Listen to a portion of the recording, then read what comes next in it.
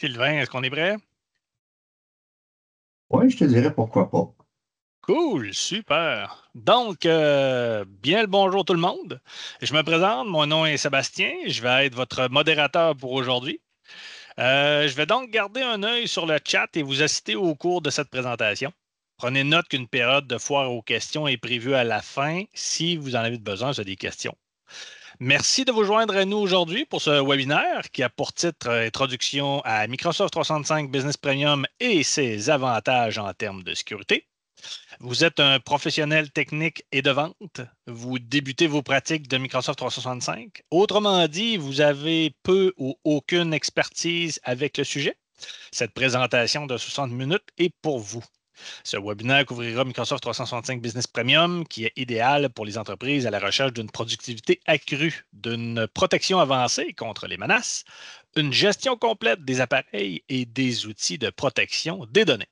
Sans plus tarder, je cède la parole à notre collègue Sylvain, notre spécialiste en sécurité Modern Work. La parole est à toi, Sylvain. Merci beaucoup, Sébastien, pour cette introduction. Alors, comme Sébastien vous le mentionnait, Business Premium est vraiment cette licence-là lorsqu'on veut passer, on va dire, à un nouveau stade. Je suis sûr que justement, vous êtes curieux aussi à savoir quelles fonctionnalités sont incluses dans Business Premium parce que oui, c'est pas le même prix qu'une licence business standard. Il faut payer plus. Mais pour ce prix-là, qu'est-ce qu'on a de plus? Je suis sûr que vos clients vous posent la même question. Alors, on va essayer aujourd'hui, à travers cette présentation-là, de venir répondre à ces interrogations-là. On va se focuser. Business Premium offre plus que ces cinq sujets-là, on va dire, là, mais nous, on voulait vraiment se concentrer dans ce webinaire-là, vraiment sur ces cinq aspects-là, qui sont vraiment plus les cinq aspects de sécurité directement, qui viennent vraiment impacter la productivité, la sécurité des clients au jour le jour. Alors, on va parler d'Entra ID, qui est notre gestionnaire d'identité et d'accès. On va parler aussi de Defender for Office 365, qui est la solution anti-spam autre que la solution de base, qui est Exchange Online Protection. On va parler aussi de Defender for Business, un antivirus de grade entreprise qui nous permet de venir avoir une meilleure visibilité sur qu'est-ce qui se passe. On va parler de Intune, notre gestionnaire d'appareils. Justement, on est capable de contrôler le comportement des appareils de l'organisation. Et par la suite, on va finir avec Information Protection. Comment on vient autre que seulement un nom d'utilisateur et un mot de passe, une autre façon de venir contrôler l'accès et le partage de l'information. Alors, sans plus tarder, première question. Le client vous demande justement, j'utilise Microsoft 365 Business Standard. Est-ce que j'ai vraiment besoin de plus de protection? Alors, votre job, c'est de lui dire idéalement que oui, hein, parce qu'on le sait que pourquoi ne pas avoir le plus de protection possible? Oui, Microsoft nous donne une protection de base, mais c'est sûr qu'on est en mesure justement de l'améliorer, d'améliorer notre posture de sécurité. Alors, on parle toujours justement encore aujourd'hui d'augmenter sa sécurité. Alors, Microsoft 365 Business Premium nous permet de le faire justement. Et c'est vraiment la licence pour les organisations qui ont 300 utilisateurs ou moins. Lorsqu'on va parler des environnements où on a au-delà de 300 utilisateurs, on va commencer à parler de Microsoft 365 E3. Oui, c'est vrai que dans la catégorie des licences entreprises, on a Office 365 E3 et E5 aussi. Mais je vais vous avouer qu'on n'a pas de sécurité là, qui vient avec ces licences-là. Et l'idée derrière ça, que vous soyez une organisation de 300 utilisateurs ou moins, ou que vous soyez peut-être une organisation de 300 utilisateurs et plus, et qu'on songe à utiliser Copilote dans le futur, alors à ce moment-là, on va vous démontrer quelques outils que vous pouvez utiliser justement pour venir sécuriser ces environnements-là. Alors, Microsoft, justement, nous propose l'accès sécurisé Alors maintenant, c'est possible avec la recherche de SharePoint restreinte, quand on veut se préparer justement à Copilote, de venir limiter le nombre de sites qui sont accessibles au niveau des recherches. On est capable de restreindre ou bloquer l'accès dépendamment de niveau de risque ou de certains risques venant de la part de la demande d'authentification avec les accès conditionnels. Et on est capable justement de contrôler aussi quelles applications, que ce soit Copilot ou d'autres applications d'intelligence artificielle aussi. On est capable de venir contrôler euh, à qui ou quelle application on permet à nos utilisateurs d'utiliser. Alors, on parle de protéger les données sensibles avec les étiquettes de confidentialité, mais il ne faut pas aussi oublier qu'on a déjà au niveau de Purview, avec les types d'informations sensibles, on a déjà des mécanismes où on est déjà capable de venir offrir ce niveau de protection-là, tout simplement en activant une stratégie contre la perte de données, sans nécessairement être obligé de venir étiqueter des documents proprement. Aussi, on va parler le journal d'Audi, qui est vraiment très important, car c'est vraiment ça qui vous permet de voir qui a fait quoi, comment et quand. Souvent, dans les anciens environnements 365, le service d'audit n'était pas activé par défaut. Maintenant, il semblerait qu'il l'est de plus en plus, mais question d'aller valider de votre part, parce que j'ai souvent cette question-là de la part des partenaires. Ils m'appellent, mon client hier a su que quelqu'un aurait envoyé un document ou que quelqu'un a effacé un certain document. Il voudrait savoir qui a été responsable de cette activité-là. Malheureusement, si le service d'audit n'est pas activé, on n'est pas en mesure de voir qui a pris part dans cet événement-là. Et même si on active le service d'audit aujourd'hui, on commence seulement à enregistrer des activités à partir d'aujourd'hui. Alors, allez vérifier quand on est dans le centre admin 365, on clique sur Sécurité, ça nous amène dans Defender, on descend en bas, le dernier Blade, on rouvre le Blade et on voit Audi, on clique dessus. Si vous voyez cette bannière bleue-là à l'écran, ça nous indique justement que les activités ne sont pas enregistrées. Alors, de grâce, allez, s'il vous plaît, au moins l'activité. De cette façon-là, vous allez être en mesure de venir investiguer certaines activités de la part des utilisateurs de l'organisation. Et comme on mentionnait tout à l'heure, quand on pense ou on songe à venir utiliser Copilote, ça nous apporte une nouvelle réflexion dans le sens que Copilot va nous permettre de répertorier, d'aller chercher beaucoup plus d'informations dans un plus court laps de temps. Et il faudrait vraiment songer à qui a accès à l'environnement, qui a accès à Copilot et à qui on permet le partage d'informations aussi.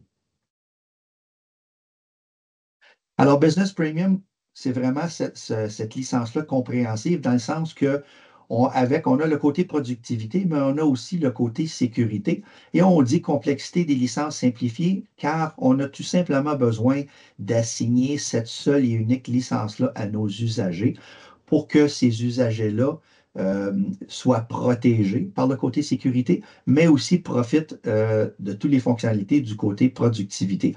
Rentable à cause qu'on n'est pas obligé d'aller acheter plusieurs différentes solutions tierces provenant de d'autres manufacturiers et on est en mesure de venir faire une gestion centralisée. Et on dit sécurité de niveau entreprise. On va le voir justement, c'est que ce que Microsoft a fait ici avec Business Premium, c'est qu'on a pris des fonctionnalités des licences entreprises et qu'on est venu greffer ça à une licence, on va dire la licence Business Standard de base, et on l'a appelé Business Premium. Et cette licence-là, maintenant, nous offre des protections au niveau de la sécurité, pareil comme si on était une grosse entreprise, sans nécessairement être obligé d'aller acheter une licence Microsoft 365 E5. Alors, on va retourner un petit peu dans le passé. Anciennement, dans nos systèmes on-prem, on avait des postes avec un antivirus X, on avait des serveurs avec un antivirus Y, on avait une solution d'anti-spam sur nos serveurs Exchange de courriel, on va dire, de type Z ou de non Z. Et la gestion des postes par GPO ou SCCM, il y en a qui en faisaient ou qui en font toujours pas aujourd'hui. Mais encore là, au niveau du chiffrement du contenu, la protection avec l'échange de données ou l'exfiltration de données, c'est toujours le terme clé qu'on utilise souvent à ce niveau-là, ben, on n'était pas en mesure d'en faire de chiffrement de contenu. Et ce que je veux dire par ça, c'est que s'il faut se souvenir, c'est que oui, nos fichiers sont encore, toujours aujourd'hui, protégés sur nos serveurs de fichiers par la protection NTFS. Mais ces droits-là ne suivent pas le fichier. Lorsqu'on en prend une copie du fichier et on le dépose sur un poste de travail, à partir de ce moment-là, l'usager est libre de l'échanger avec n'importe qui et n'importe qui est en mesure de venir voir le contenu de ce fichier-là. Alors, plus tard, on va voir une solution qui vraiment permet que la protection suive le fichier, même quand le fichier quitte l'organisation. On a aussi le vertical où on parle de cloud seulement. Alors, ça se peut que, oui, quelqu'un vient de se partir en affaires il y a 1 an ou 2 ans et que c'est un petit client de 3, 4, 5 usagers à l'intérieur, 3, 4, 5 employés, et ils n'ont pas vraiment la nécessité ou le besoin d'avoir des infrastructures on-prem. Alors, à partir de ce moment-là, on achète un poste avec Windows, on utilise l'antivirus de base qui vient avec, on utilise aussi les services 365, mais on n'a pas Business Premium, on a par exemple Business Standard, alors à partir de ce moment-là, on utilise la protection au niveau du courriel qui vient avec Exchange and Online Protection. La gestion d'appareils, probablement qu'on n'en fait pas du tout. Le client est très petit, n'a pas de département de TI, a un budget limité, a des connaissances limitées. Et par la suite aussi, on va vraiment encore une fois ramener, on va parler de ce chiffrement de contenu-là. Et on parle aussi de la gestion de l'identité et de l'accès avec Entra ID. Au minimum, toutes les licences de productivité 365, on est en mesure de venir gérer nos utilisateurs avec la même solution qui est Entra ID, notre gestionnaire d'accès au niveau des utilisateurs et de l'identité. Là, on voit le scénario hybrid et on-prem et cloud. Le problème est là, c'est que je mets uniformité dans le sens qu'on ne se le cachera pas. Souvent, qu'est-ce qui arrive, c'est que oui, on avait notre infrastructure on-prem qu'on gérait ou qu'on traitait d'une certaine façon.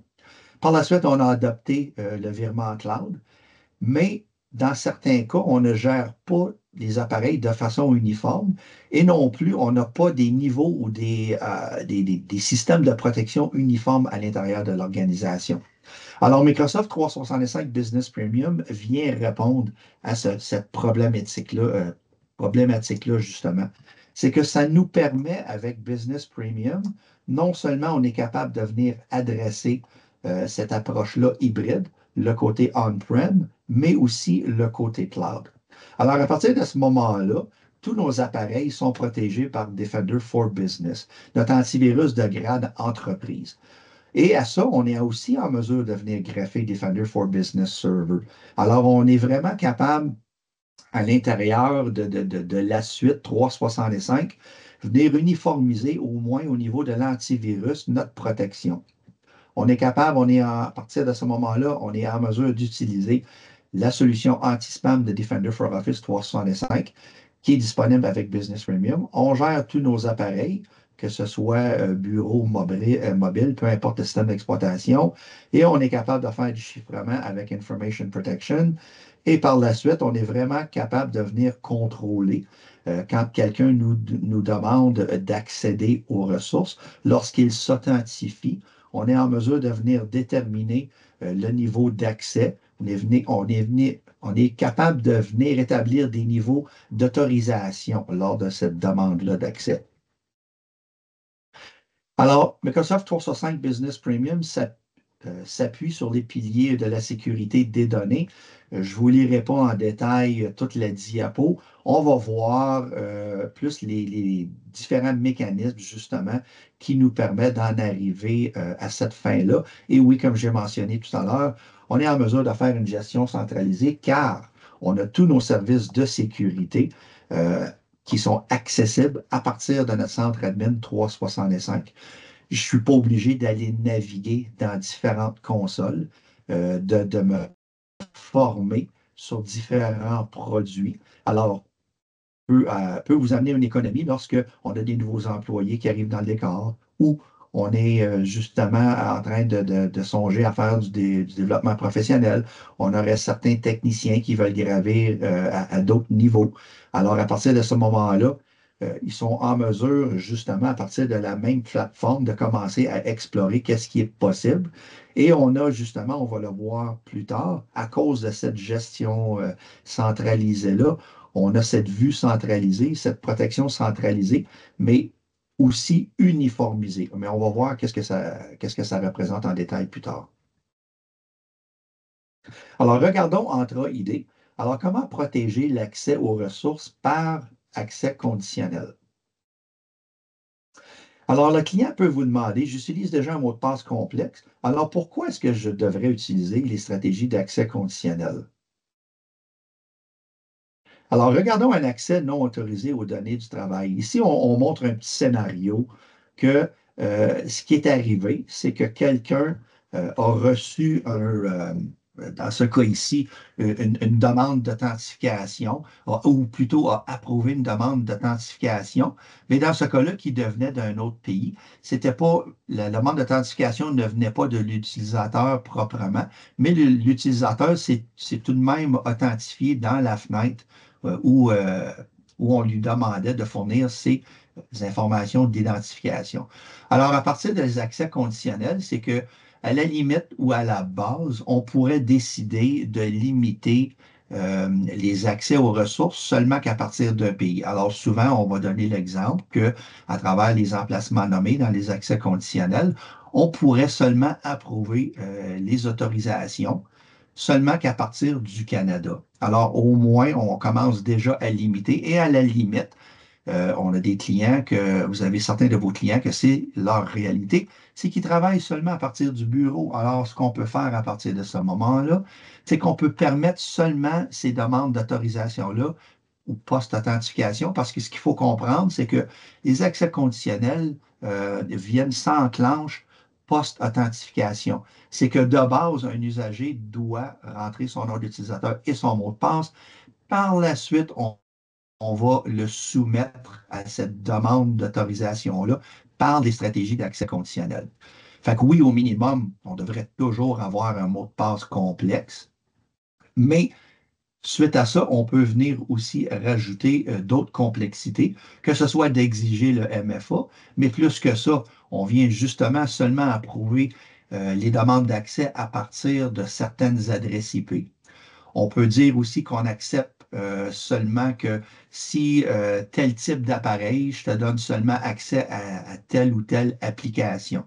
Et on peut même aussi, ce qui est intéressant avec Android DP1, qui nous donne cette fonctionnalité-là, des accès conditionnels, c'est qu'on est en mesure aussi de venir établir, on est en mesure de venir se servir du service Self-Service Password Reset.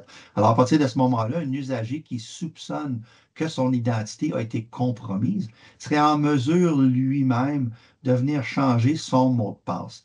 Et on est même en mesure, pour ceux qui ont déjà des environnements locaux et qui répliquent avec EntreConnect les identités on-prem vers le cloud, de façon à ce que l'expérience soit uniforme, même utilisateur, même mot de passe, pour accéder aux ressources, que ce soit les ressources locales que les ressources cloud.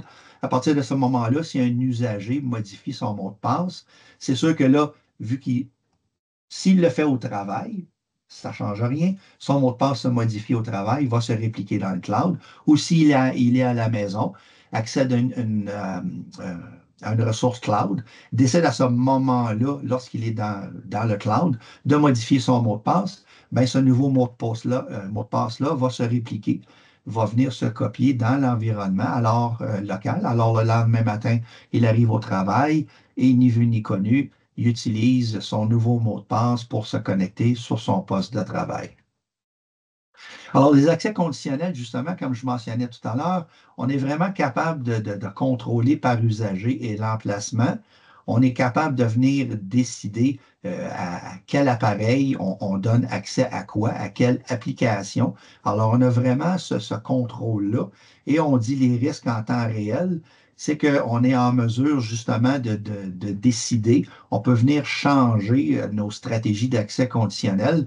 Si on soupçonne qu'il y a quelque chose, on peut venir appliquer une modification et on peut venir changer le comportement de nos accès conditionnels de sorte que lorsque quelqu'un va venir s'authentifier, à partir de ce moment-là, on va mettre en place de nouvelles exigences. Ce qui est vraiment génial des stratégies d'accès conditionnel, c'est entièrement transparent à l'usager. Alors, peu importe les restrictions qu'on met en place, l'usager, lui, fait comme d'habitude, rentre son nom d'utilisateur et son mot de passe, et c'est nous qui décidons à quoi on lui donne accès.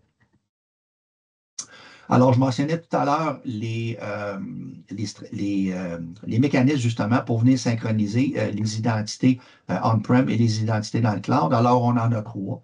On a le password hash, le PHS, on a le PTA, Pass-Through Authentication, et on a l'authentification fédérée. L'authentification fédérée, on la voit moins, ça demande beaucoup plus d'infrastructure et typiquement, ça va être pour des très gros clients qui ont vraiment des besoins très, très spécifiques à l'interne. Souvent, on va plutôt utiliser pour ceux justement qui ont ces infras-là on-prem et on veut uniformiser, féliciter l'expérience utilisateur. Alors, on veut que les gens utilisent une même identité, que ce soit au niveau local et dans le cloud. Alors, on va venir synchroniser leur identité pour que tout concorde des deux côtés. Le password hash, ce qui est intéressant, c'est que quelqu'un qui est au bureau, et disons que le contrôleur de domaine local flanche, ils vont tout de même être capables d'aller se connecter dans le cloud. Tandis qu'avec le pass-through, c'est que quelqu'un qui veut aller s'authentifier dans le cloud, cette demande d'authentification-là va tout de même passer par le contrôleur de domaine local. Excusez-moi. Alors, si notre contrôleur de domaine a un petit problème cette journée-là, on pourrait avoir une certaine difficulté. Mais même à ça, il y a toujours moyen de reconfigurer le service pour au moins tout de même, lorsqu'on est en panne au niveau local, de continuer à permettre aux gens au moins d'accéder aux ressources cloud. Alors, tout à l'heure, je vous parlais justement de ce fameux service-là, le libre service, où les usagers sont en mesure de venir changer eux-mêmes leur propre mot de passe. Ce qu'il faut savoir, par contre, c'est qu'avant qu'un usager soit en mesure d'utiliser ce mécanisme-là, il doit venir enregistrer des méthodes d'authentification parce que lorsqu'il demande ce changement de mot de passe-là, ce changement de mot de passe-là, plutôt, excusez-moi, il devra prouver qui il est avant d'être en mesure qu'on lui laisse changer le mot de passe. Et alors, on voit quelle licence qui nous permet de faire ça. Avec Business Standard, un usager est tout de même capable de le faire, mais seulement uniquement dans le cloud. Au moins avec Business Premium, on est capable justement de venir faire cette synchronisation-là entre les mots de passe, les comptes utilisateurs, qu'ils soient au niveau local ou dans le cloud. Regardons maintenant notre solution anti-spam où on voudrait élever notre protection autre que la protection de base. Alors, le client pourrait vous demander, ou vous-même, vous pourriez avoir cette réflexion-là, la protection de base offerte par Exchange Online Protection n'est pas-elle suffisante? Oui, c'est une bonne protection de base, mais on a moyen de l'améliorer de ce qu'on appelle une protection de type Zero Day. C'est que maintenant, on ne se fie plus seulement sur des listes de liens URL ou des pièges jointes ou du contenu de pièges jointes connu. C'est qu'on va venir en temps réel valider le lien URL quand un usager vient pour cliquer sur un lien URL et essaie d'accéder à un site distant, ou on va venir aussi, ce que Microsoft appelle, on va le voir un petit peu plus tard, une détonation de la pièce jointe dans un sandbox dans le cloud. Alors ici, on voit le cas typique d'un cas de phishing où quelqu'un reçoit un courriel sans le réaliser, rentre ses informations d'identification et à partir de ce moment-là, ben, le compte de l'utilisateur est compromis et les pirates ont accès aux ressources que cet utilisateur-là a accès. Par contre, si on aurait choisi d'utiliser notre Defender for Office 365, qu'on dit justement à cause qu'on n'utilise pas seulement que des informations connues, des listes connues, on dit que c'est une protection de type Zero Day parce que à chaque fois, hein, notre approche Zero Trust, à chaque fois, on va venir valider les informations avant de rendre le site web distant disponible à l'usager ou avant de rendre la pièce jointe disponible à l'usager dans sa boîte à courriel. Alors ici, on voit le comportement typique. Le courriel rentre dans 365.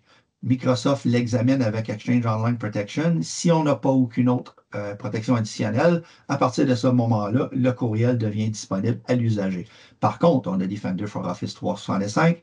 On vient examiner ici la pièce jointe ou bien si c'est un lien URL à l'intérieur du courriel, on vient examiner aussi le lien URL et Microsoft émet un verdict. Oui, je le laisse passer. Non, je ne le laisse pas passer. Alors, regardons maintenant cette protection-là au niveau de l'antivirus. On sait que les gens savent maintenant que le système d'exploitation Windows vient avec un antivirus. Alors, on pourrait vous poser la question, le système d'exploitation vient déjà avec un antivirus. Est-ce vraiment nécessaire d'en ajouter un autre? Alors moi, j'aurais tendance à vous dire oui. Pourquoi pas essayer d'élever ou d'améliorer notre niveau de protection. Si on est en mesure d'avoir accès à des protections additionnelles pour pas grand coût, alors pourquoi pas se donner le privilège-là de ces solutions-là? Surtout justement dans des cas de ransomware qui, on le sait, est quelque chose de plus en plus courant. Parce qu'encore là, ce qu'il faut réaliser, c'est que l'antivirus de base sur le poste est seulement aussi à jour, on va dire, euh, que la dernière mise à jour que Microsoft lui a envoyée ou lui a rendue disponible. Alors, l'idée derrière ça, on va le voir un petit peu plus tard, Microsoft Defender for Business offre vraiment une protection à multiples niveaux. Et c'est vraiment là, c'est cette protection-là multicouche qui est en mesure de venir vraiment nous donner cette sécurité-là additionnelle là, au niveau quand on parle d'attaque. Alors, de base, ce que ça va faire lorsqu'on a, je vais dire, lorsqu'on active Defender for Business, parce qu'il faut savoir, Defender for Business, cet antivirus-là de grande entreprise, ce n'est pas une application qu'on vient installer sur les postes.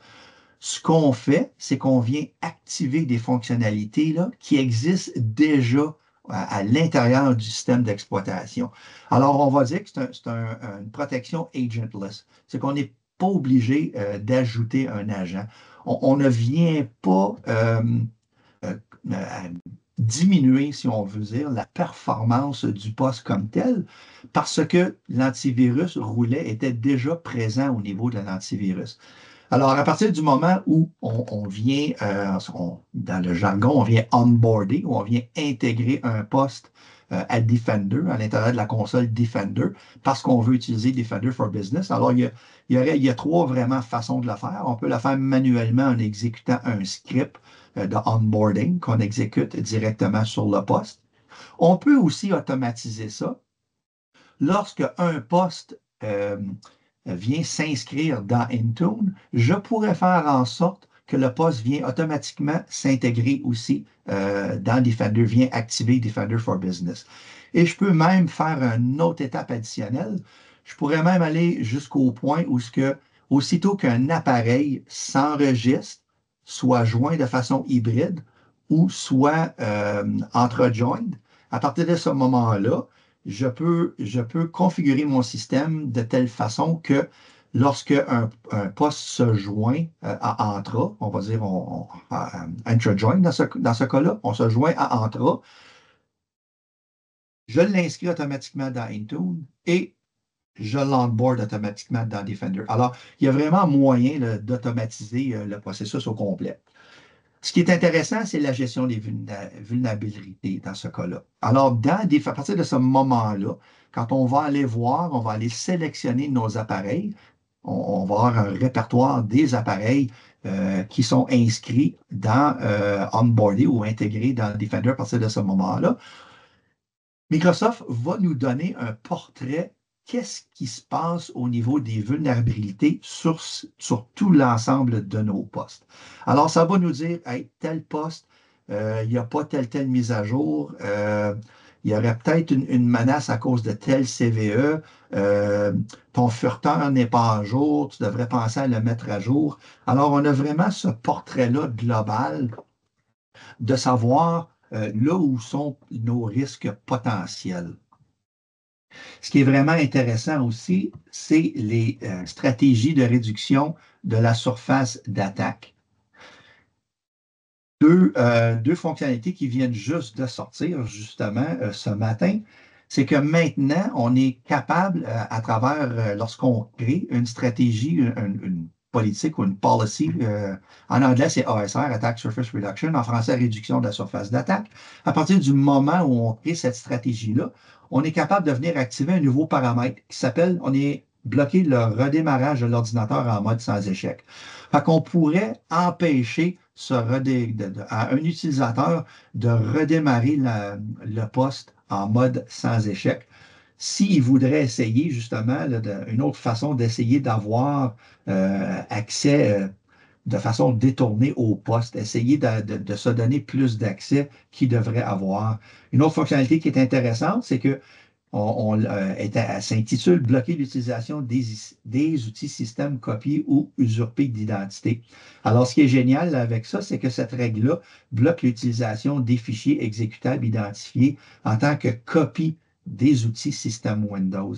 Alors, quelqu'un pourrait essayer d'avoir justement, un utilisateur pourrait essayer de lancer une application justement qui essaie de se faire passer pour un outil de système Windows. Je vois une question dans le chat aussi. On me dit ici, c'est avec Premium ou pas nécessairement. Dans ce cas de figure-là, nous, on va parler que Defender for Business, on va le considérer dans le contexte où on parle de Microsoft 365 Business Premium. Mais c'est vrai que dans certains cas, pour certains clients qui ne sont pas prêts, on va dire, à passer à Premium, question de coût, puis on le verra tout à l'heure, c'est pas si dispendieux que ça. Oui, c'est vrai qu'on peut se procurer des licences à la pièce de Defender for Business et on serait au moins en mesure pour des clients qui auraient à la limite business standard de venir au moins augmenter le niveau de protection au niveau de l'antivirus. Ici, on parle de protection de nouvelle génération. C'est que ici, dans ce cas-là, parlons de ces mécanismes-là, justement, qu'on est capable de venir à travers l'intelligence artificielle, on est capable de venir changer de façon dynamique ou de venir s'adapter de façon dynamique dépendamment des menaces qui essaient de se manifester sur le poste. Alors, cette protection de nouvelle génération-là est vraiment là pour que même si on n'a pas réussi à tout régler les vulnérabilités, et même si on n'a pas tout mis en place nos stratégies contre la réduction de la surface d'attaque, cette protection-là de nouvelle génération, justement, et on se vire à ce moment-là sur l'EDR, Endpoint Detection and Response. Alors, l'EDR, c'est quoi? C'est ce qu'on appelle un playbook. C'est des comportements qu'on connaît déjà qui vont mener de façon séquentielle ultimement à une attaque. Mais ces comportements-là, vus de façon individuelle, ne sont pas nécessairement néfastes. Mais par contre, on sait que après le comportement 1, si on voit le comportement 2, on voit le comportement 3. Comme je mentionnais tout à l'heure, chacun de ces comportements-là, de vue de façon individuelle, n'est pas néfaste, mais c'est lorsqu'on les voit qui s'enclenchent de façon séquentielle. Et à partir de ce moment-là, on se dit, OK, je sais que ça va mener à une attaque. À partir de ce moment-là, on ferme la porte automatiquement sur le poste en question. On serait aussi capable, quand on va aller voir dans nos logs d'activité, parce que, comme je mentionnais tout à l'heure, ce qu'on fait, c'est qu'on ne vient pas installer une nouvelle application sur le poste comme tel, c'est qu'on vient activer de nouvelles fonctionnalités. Les fonctionnalités en question qu'on parle, c'est les sondes de comportement. Alors, à partir de ce moment-là, tout ce qui se passe relatif au comportement de l'antivirus. Ces activités-là sont transmises par télémétrie dans la console Defender, dans le cloud. Et à partir de ce moment-là, on voit qu'est-ce qui se passe justement au niveau du comportement de l'antivirus et on pourrait choisir à la limite de vouloir bloquer, nous, automatiquement, certains comportements aussi. Alors, on parle justement d'intégration et administration simplifiée. Alors, comme je mentionnais tout à l'heure, c'est un autre produit qui vient se rajouter à l'intérieur de l'écosphère 365. Alors, on est déjà en mesure de venir le gérer à partir de notre environnement 365. Et encore là, pour encore là avoir cette ombrelle-là qu'on appelle XDR, Extended Detection and Response. Alors, qu'est-ce que ça veut dire? C'est qu'on a une ou plusieurs, excusez-moi, on a plus qu'une ou on a plus que deux ou plusieurs solutions Defender, je devrais dire. À partir de ce moment-là, on tombe à ce que Microsoft appelle en mode XDR.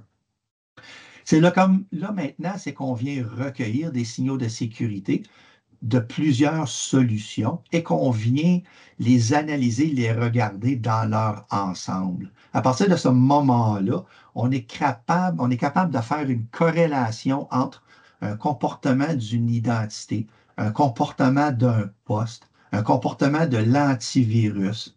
Alors, à partir de ce moment-là, on est capable de venir mieux protéger et de voir que, v'là 5 minutes, il y a eu une authentification à partir de tel pays.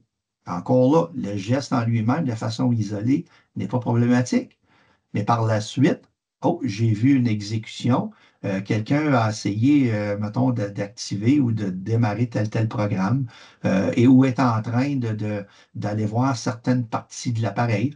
Encore là, le geste n'est pas néfaste en lui-même, mais quand on commence à assembler ou à rassembler tous ces signaux-là ensemble, ben, c'est à partir de ce moment-là où on a une meilleure vue de qu'est-ce qui pourrait mener à une attaque potentielle. Et on dit API intégration. Alors oui, c'est possible avec d'autres sources de gestion de sécurité externe. On est en mesure de venir les brancher à Defender et on est en mesure de venir extraire les signaux de sécurité si on voudrait faire une analyse en dehors de 365. Alors, comme je mentionnais tout à l'heure, non seulement on est capable de venir protéger les postes de travail, les points de terminaison, mais on est aussi capable de venir protéger nos serveurs.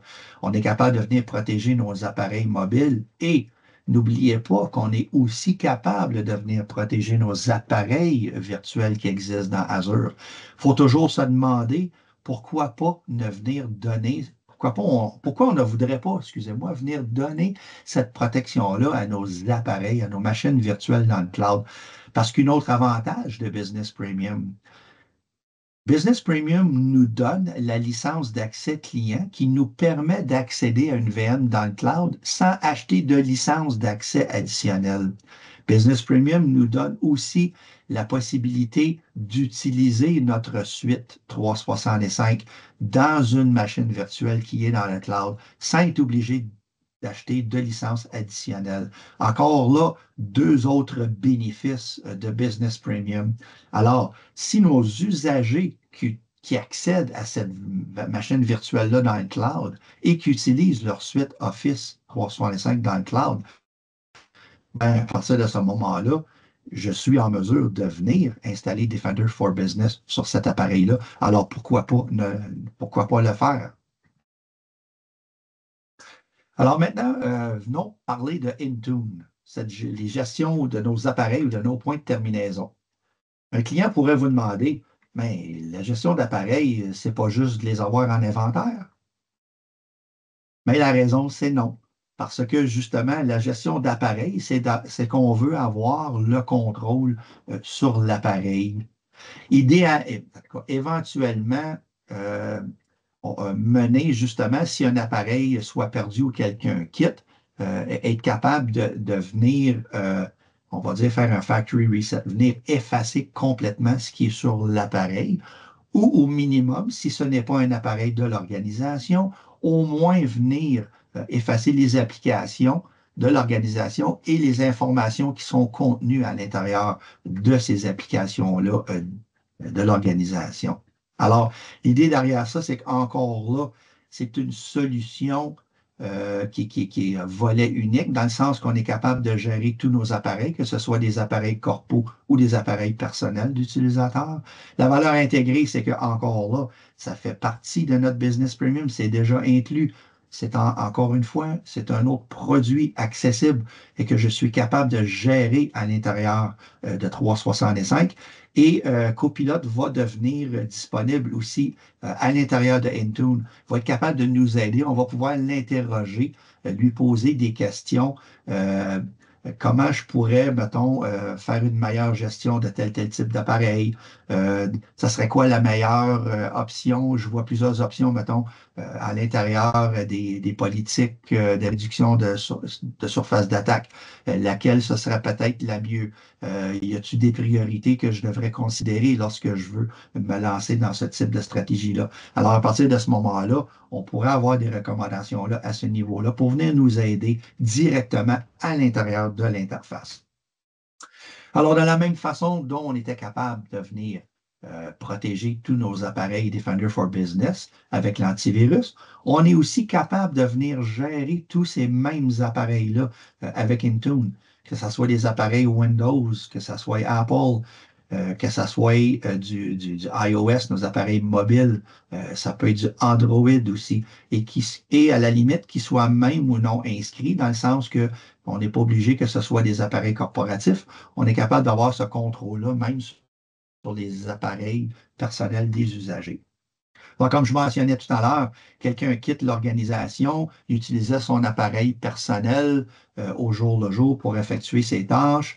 Alors, il quitte l'organisation. C'est sûr qu'à la limite, au minimum, on va venir changer le mot de passe de l'individu en question, mais on a besoin, pour une raison X, de laisser le compte actif. Mais au moins, ce qu'on peut faire, c'est à travers Intune, on va aller sur l'appareil qui est répertorié dans Intune et on va aller au moins effacer tous les données corpaux qui existent encore sur l'appareil personnel de l'usager. Regardons maintenant comment faire ce chiffrement-là, cette protection-là additionnelle au niveau des données, autre que seulement en protégeant l'accès des données par le compte utilisateur. Parce qu'encore là, le client pourrait vous dire, hey, moi, là, je contrôle de façon étroite les mots de passe chez nous, là. J'ai la liste, puis je sais comment les mots de passe sont construits, sont vraiment compliqués. Je m'assure que mes usagers utilisent au moins un certain niveau de complexité dans le mot de passe, mais est-ce que j'ai vraiment besoin de protéger de façon additionnelle mon information? La problématique, c'est que souvent, on pense que le danger vient de l'externe, mais le danger vient aussi de l'interne. Alors ici, on voit nos joyaux. On a pris aussi ici l'analogie d'un coffre-fort. Parce qu'on sait que ce qui est précieux, c'est nos données. C'est les données que l'organisation a produites, les données propriétaires à eux. Il pourrait même avoir des données qui ont des brevets. Alors, ce qui arrive à partir de ce moment-là, c'est qu'on a toujours le réflexe de se protéger de l'extérieur vers l'intérieur. Mais ça n'empêche pas que quelqu'un, que ce soit de façon non intentionnelle ou ça pourrait être aussi intentionnel, pourrait choisir de transmettre ou de rendre disponible à l'externe des informations de l'organisation. Quelqu'un, un employé, aurait accès à un fichier sensible de l'entreprise, le met sur une clé USB, l'amène à la maison. Alors, cet usager-là, même s'il quitte l'organisation, va toujours avoir au contenu du fichier. Par contre, si on utilise les étiquettes de confidentialité, on serait en mesure justement de venir appliquer un chiffrement ou de venir, on va dire, barrer l'accès à l'information contenue à l'intérieur de ce document-là, de sorte que si l'individu, comme tel, quitte l'organisation, alors à partir de ce moment-là, son compte est radié. Il n'y a plus de licence de productivité 365 parce que ce qu'il faut savoir, c'est que pour avoir accès aux informations qui sont contenues à l'intérieur de ce document-là, où là, on a chiffré l'accès vers le document, il faut toujours s'authentifier là où le chiffrement a été initié, ce qui veut dire l'environnement 365 comme tel. Alors, c'est sûr qu'à partir de ce moment-là, l'utilisateur en question a quitté l'organisation, n'a plus de compte 365, va essayer d'ouvrir le document en question. Ça va lui demander de produire un nom d'utilisateur et un mot de passe. Mais son compte a été effacé. Alors, à partir de ce moment-là, l'utilisateur n'a plus aucun moyen d'accéder à l'information. Ça pourrait même être à la base le chiffrement des courriels, quelque chose qui nous est demandé souvent par les partenaires parce que leurs clients ont des exigences, dépendamment d'une préoccupation qu'ils ont. Ils voudraient choisir de chiffrer l'envoi de tous les courriels, c'est possible. Par contre, voudrait avoir la flexibilité de seulement chiffrer certains courriels lorsqu'ils sont envoyés. Et qu'est-ce que ça veut dire, un courriel chiffré? Ben, c'est ce même aspect-là. C'est que lorsque le courriel est reçu par la personne, le destinataire, il va devoir s'authentifier à sa plateforme d'authentification à lui ou elle pour être en mesure d'avoir accès au contenu, de façon à ce qu'il doit prouver qu'il était vraiment le destinataire, prouver qu'il est le détenteur de cette boîte à courriel-là dans laquelle le courriel vient d'atterrir. Alors ici, on voit le scénario où ce que, à l'intérieur du même courriel, j'enverrai des données confidentielles et aussi des données générales. Alors, c'est sûr qu'à la limite, je pourrais choisir de même toujours ou, dans certains cas, chiffrer, limiter l'accès seulement aux données générales aussi, mais on devrait par contre peut-être avoir le réflexe de penser que on devrait songer peut-être à toujours chiffrer les données confidentielles aussi, par mesure de sécurité. Alors, comme je mentionnais tout à l'heure, il y a déjà à l'intérieur de Purview, il y a des types d'informations sensibles. Alors ça, ce que ça nous permet de faire, c'est que d'emblée, on a seulement que, aussitôt qu'on a une licence Business Premium, le Service Information Protection s'active. Alors, on va dans Purview, pardon, excusez-moi, et on est capable tout de suite d'aller créer une stratégie d'accès conditionnel sans même venir examiner le contenu, d'appliquer aucune étiquette sur le contenu ou sur les documents. Je serais déjà en mesure de venir créer une stratégie contre la perte de données pour dire que, regarde, les types d'informations sensibles, on va dire par exemple les informations qui sont de nature d'informations financières canadiennes, j'empêche que les gens les envoient par courriel. Ça, là, ça prend même pas 5 minutes à mettre en place. C'est super simple à instaurer. Alors, c'est vraiment une protection qui est facile à mettre en place. Et c'est sûr que pour ceux où c'est permis d'envoyer l'information à l'externe, ben, à partir de ce moment-là, on met une couche de plus et on vient chiffrer. Alors, justement, comme on dit depuis le début, l'idée derrière ça, c'est que oui, c'est vraiment au niveau des coûts, c'est vraiment avantageux d'utiliser Microsoft Business Premium parce que justement, on dit que c'est adapté pour les PME. Alors, utiliser Microsoft 365 Business Premium, c'est une option dispendieuse? Ben, la réponse, c'est non. Ici, on voit un tableau comparatif. C'est sûr que dans les deux premières, on voit seulement au niveau de Business Basic et Business Standard, on voit le côté productivité. Et c'est là qu'on voit vraiment de façon visuelle lorsqu'on parle de Microsoft Business Premium. C'est là qu'on vient ajouter cet aspect-là de sécurité. Et encore là, oui, j'avoue qu'il y a une somme additionnelle que l'on doit dépenser, mais ce qu'il faut réaliser, puis j'ai souvent cette demande-là de partenaires pour leurs clients, bon, mon client aimerait ça rendre, essayer de sécuriser les accès un petit peu plus serrés, puis on pense peut-être d'instaurer les accès conditionnels. Ce qu'il faut savoir, par contre, c'est que oui, il y a moyen d'acheter la licence qui va nous permettre de faire, d'instaurer la pratique des accès conditionnels qui est entre IDP1. Mais le coût additionnel de ça, de mémoire, c'est alentour de 8 $.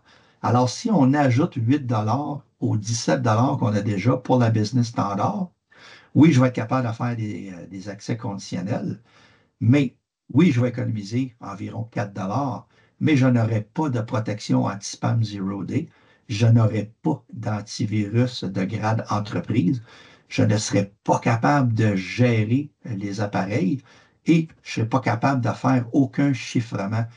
Je ne serais pas capable de protéger d'aucune façon mon exfiltration de données pour que mes données ne soient pas accessibles pour n'importe qui est à l'extérieur de l'organisation ou qui n'est plus, qui ne fait plus partie de l'organisation comme telle. Alors, le challenge est toujours ce fardeau technologique-là complexe. C'est qu'on se ramasse avec plusieurs différentes solutions de sécurité. On a un antivirus, on a nos applications de clavardage, on a une autre solution de courriel, on a une autre solution pour nos gestions d'appareils. Puis là, on ne sait pas trop comment protéger nos données. Fait qu'à partir de ce moment-là, si on regarde ce scénario-là, ça fait plusieurs solutions à acheter. Ça fait plusieurs fournisseurs avec lesquels on doit faire affaire. Ça fait plusieurs solutions qu'on doit apprendre. Et quand on fonctionne de cette façon-là, c'est que là, on va parler de sécurité par silo.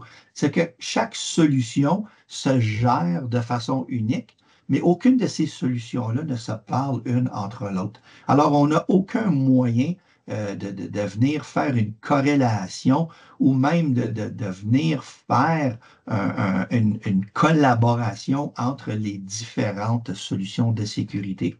Alors, c'est pour ça qu'encore une fois, on parle de Business Premium, parce que c'est cette sécurité-là compréhensive à un prix avantageux, justement.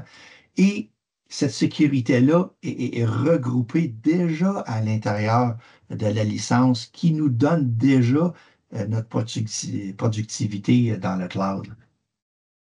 Alors, si on regarde de façon individuelle, qu'est-ce que ça coûterait justement tous ces solutions-là à part? Comme je vous mentionnais tout à l'heure, pour faire des accès conditionnels, on parle de 8 de plus. Alors, est-ce que ça vaut vraiment la peine? Il faut vraiment se poser la question justement à ce niveau-là, quand on commence à rajouter des solutions additionnelles. On parle, mettons, d'un anti-spam tierce, encore là, qu'il faudrait configurer sur une autre plateforme. Encore là, un autre 6 additionnel. Alors, il faut vraiment se poser la question si on n'est pas tout simplement mieux d'y aller avec Microsoft 365 Business Premium, qui est vraiment cette solution-là pour gérer une organisation, une entreprise, aider vos clients justement à être capables d'opérer en toute sécurité. Alors, en conclusion, je voulais aussi vous proposer un service qui n'est pas nécessairement nouveau. Ça fait un petit peu quelque temps que ça existe chez IT Cloud, mais si vous auriez besoin d'assistance pour instaurer ou configurer certains des services de sécurité qu'on voit justement qui sont regroupés à l'intérieur de Business Premium, ben, vous pouvez faire appel à Coéquipier si vous voulez. On est en mesure de venir vous donner un coup de main justement pour instaurer ces nouvelles pratiques-là de sécurité. Et puis l'idée derrière ça, là, ce qui est important, là, puis là où on veut vraiment mettre le focus, c'est sur ce transfert d'expertise-là. Être capable de vous aider à transformer vos pratiques comme MSP, à amener un volet, on va dire, de sécurité. Alors, oui, on est en mesure de vous assister pour le faire. On est capable de vous aider si vous n'avez pas le temps d'apprendre des solutions, d'apprendre à comment les configurer, les mettre en place. Vous n'avez pas le personnel de un, justement, parce que vous n'avez pas le temps, vous ne trouvez pas comment engager de personnel, ou le personnel que vous avez déjà, à qui vous voulez justement que ces tâches-là soient déléguées, ils n'ont pas les connaissances. Mais à partir de ce moment-là, on est là pour vous assister. On va les former pendant l'implantation de la solution. On a déjà notre catalogue de produits, certains services qu'on offre. Vous voulez installer une solution AVD. Vous voulez que vos clients aient accès, on va dire, à des logiciels où c'est pas possible, on va dire, de le rendre disponible à plusieurs appareils en même temps. il y a moyen, le cas classique qu'on voit, c'est Acomba dans le cloud. Et à partir de ce moment-là, tout le monde est capable d'utiliser Acomba en même temps. Même si j'étais à la maison ou au chalet, je suis capable de faire mes fins de mois le samedi matin, il n'y a pas de problème. On a Teams Phone, on est capable de vous aider à penser justement à se défaire de notre infrastructure désuète au niveau de la téléphonie. Multi-tenant collaboration, le B2B, très populaire. Un client achète une autre business, mais il voudrait continuer à fonctionner avec des environnements 365 ou proprement dit des tenants séparés, mais il voudrait être capable d'accéder à certaines informations d'un côté et de l'autre de façon sécure, mais ne voudrait pas passer, on va dire, par des partages de liens, disons. Fait que oui, on est capable de venir vous aider avec ça. Global Secure Access, solution géniale pour ceux qui voudraient sécuriser l'accès ou ajouter une sécurité à comment accéder à 365, mais aussi ajouter ou remplacer nos bons vieux clients VPN traditionnels, se défaire du pare-feu, mettons. Fait qu'on est en mesure d'accéder à des ressources on-prem avec un client, avec la licence Entra Private Access, justement à travers le concept ou le service de Global Secure Access. On est capable aussi que les gens soient au bureau ou à la maison. Puis là, on s'entendra que ceux qui sont au bureau, si on avait encore notre pare-feu traditionnel, ben oui, ils seraient en mesure, ou nous, on serait en mesure de venir contrôler, de venir voir où ils surfent sur le web. Mais si on n'en a pas de pare-feu, ou si on est sur le point de le renouveler ou s'en départir, ben à partir de ce moment-là, les gens soient au bureau ou à la maison, je serai en mesure de venir contrôler où ils sont capables d'aller surfer sur le web. Encore là, ça, c'est la licence Entra Internet Access. Alors, vraiment de nouvelles fonctionnalités qui sont disponibles chez Microsoft pour venir nous aider à sécuriser les accès ou le trafic. On a aussi notre communauté des champions copilotes. Alors, pour ceux qui pensent à instaurer une pratique de copilote ou à ceux qui s'intéressent à copilote, à partir de ce moment-là, venez vous inscrire à la communauté. Il y a déjà beaucoup de documents, beaucoup de choses qui sont disponibles et nos sessions des copilotes vendredi qui ont maintenant lieu le dernier vendredi de chaque mois se retrouvent à l'intérieur de la communauté et vous seriez en mesure d'y avoir accès en tant que membre de la communauté. On a aussi notre chaîne YouTube qui est publique en passant et comme la vidéo d'aujourd'hui est enregistrée et sera rendue disponible d'ici peu sur notre chaîne YouTube, mais il y a beaucoup d'autres vidéos aussi qui sont disponibles sur la chaîne. Alors pour ceux qui auraient une certaine curiosité, alors on se sert de la chaîne YouTube justement pour promouvoir les produits, pour expliquer les fonctionnalités à l'intérieur des produits, un peu comme on a fait aujourd'hui. Et on vous demanderait aussi, lorsque vous visionnez les vidéos, s'il vous plaît, faire un like ou partager nos webinaires, nos vidéos avec d'autres. On veut vraiment que le message de sécurité soit transmis. On veut vraiment que l'information soit partagée avec tous et chacun. Aussi, on vous lance l'offre dans l'équipe des spécialistes dont je fais partie, dont mon collègue Sébastien qui m'accompagne aujourd'hui fait partie. Et j'ai une autre collègue aussi, Diane, qui, elle, s'occupe de ce qui est copilote. On a aussi Magida, qui est là en mesure de venir vous aider avec tout ce qui a attrait avec votre partenariat Microsoft. Alors, moi, je m'occupe du dossier sécurité et des produits AvePoint, soit Policies and Insights et Office 365 Backup par AvePoint. Et une belle petite nouveauté que je vous annonce aujourd'hui. On vient de rendre disponibles deux nouveaux produits de AvePoint qui sont Opus, qui vous permet de mieux faire la gestion de l'information de SharePoint. Et aussi, il va y avoir d'autres produits qui vont être annoncés d'ici peu et au niveau de Elements de AvePoint.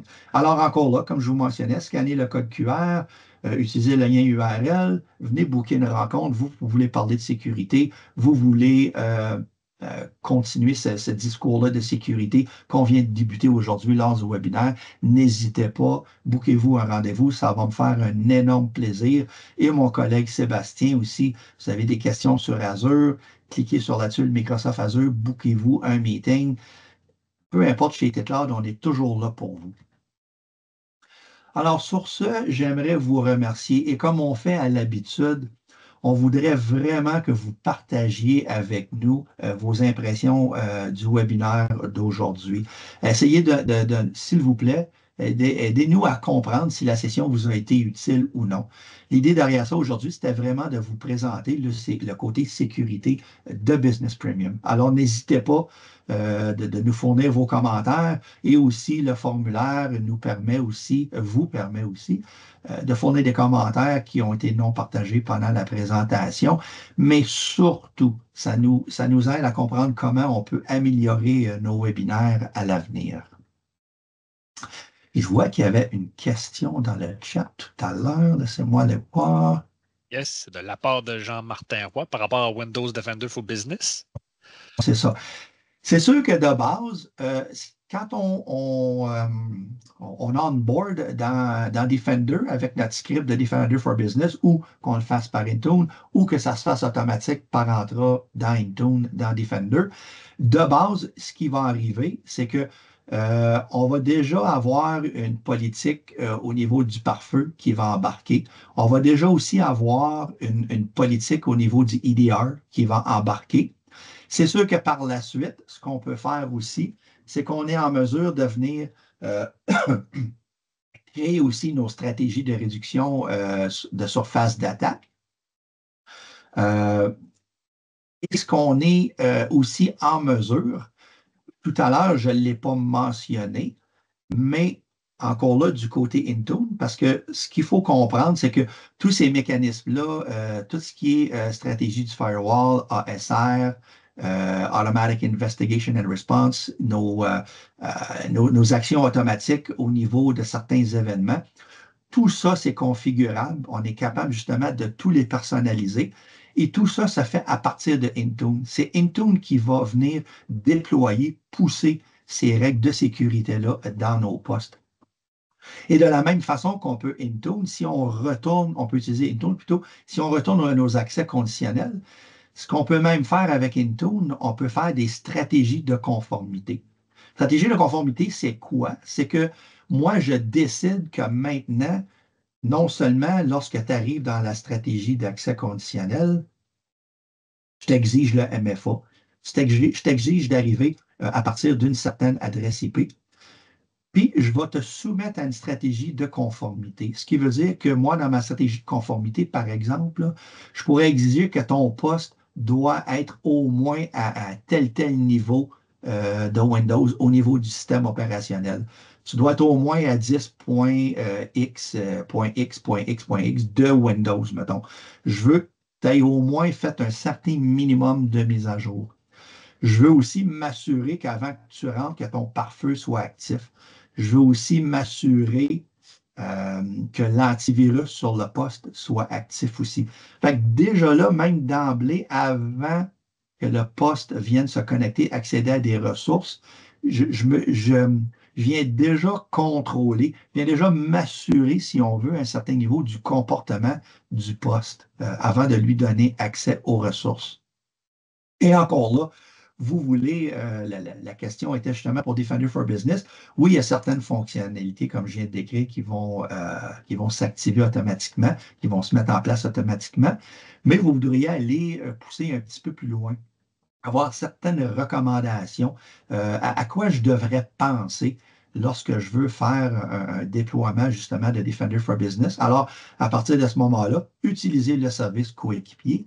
Choisissez le service preuve de concept, POC, Proof of Concept, et à partir de ce moment-là, venez nous parler de votre projet et on va vous assister, puis on va vous dire, ce projet-là, ça représente quoi comme envergure, ça pourrait représenter quoi comme effort, quoi comme nombre d'heures. Alors, à partir de ce moment-là, n'hésitez pas, on est là, venez consulter avec nous autres, on est là pour ça.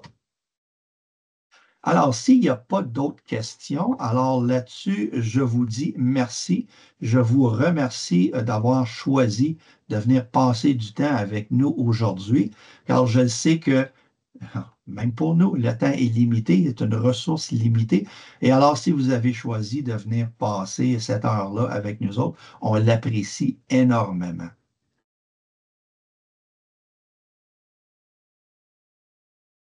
Good. Un gros merci tout le monde. On vous souhaite une bonne journée et à la prochaine.